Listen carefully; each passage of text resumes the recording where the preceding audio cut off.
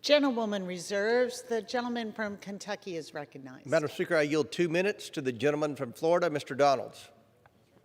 The gentleman is recognized.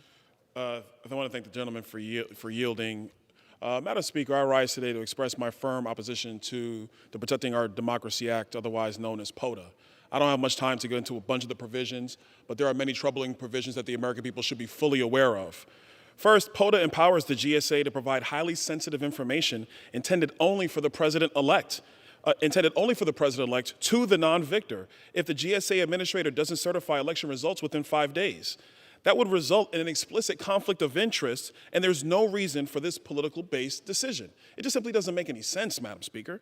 Secondarily, POTA directly targets President Trump, and I know our colleagues on the other side of the aisle say that it doesn't expressly go after President Trump, but it does over his refusal not to disclose his tax records by requiring a presidential candidate to submit their income tax returns for the prior 10 years within 15 days of their nomination. Now, Madam President, the whole purpose of looking at tax returns, quite frankly, is to see if you are in violation of tax law. There's a certain thing called a tax lien. And so if the IRS wants to yield a tax lien against an individual, that's clear proof to the American people that there's an issue with a nominee for the highest office in the land not abiding by tax law in the United States. This is completely politically motivated, specifically against President Trump.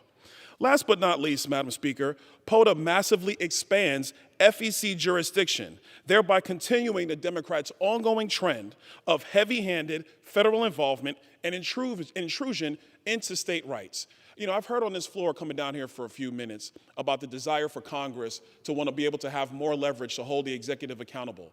One thing Congress should be doing is stop actually yielding so much rulemaking and regulatory authority to the alphabet soup of agencies, and Congress actually doing that work here as opposed to creating a bill which is obviously targeted with one president in mind and trying to create a new rubric here in Congress. Secondarily, and I think if we would look at some of the metrics associated with where the United States is right now versus where the United States was at the same time 4 years ago, it is without question what a successful administration looks like, one that actually always followed the law, was in constant standing with the law, as opposed to an administration who issues mandates that are unconstitutional, that the federal courts, as we speak, are undermining every single day. This is a bad bill. I urge the members to vote no on this bill. If we want to hold the executive accountable, if we want to increase Congress's role.